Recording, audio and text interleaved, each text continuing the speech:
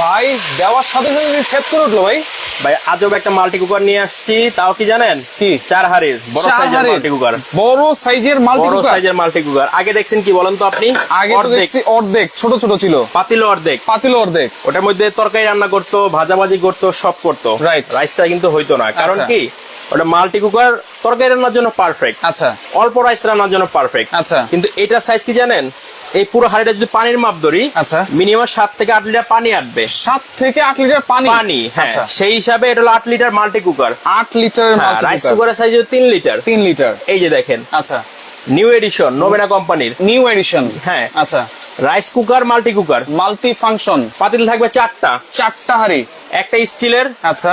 একটা অ্যালুমিনিয়ামের, অ্যালুমিনিয়ামের। একটা স্টিলের স্টিমার, আচ্ছা। একটা নন স্টিকের। নন স্টিকের। 4টা হাড়ি থাকবে। 4টা হাড়ির ভিতরে আপনি সব ধরনের রান্না বান্না করতে পারবেন। দুনিয়ার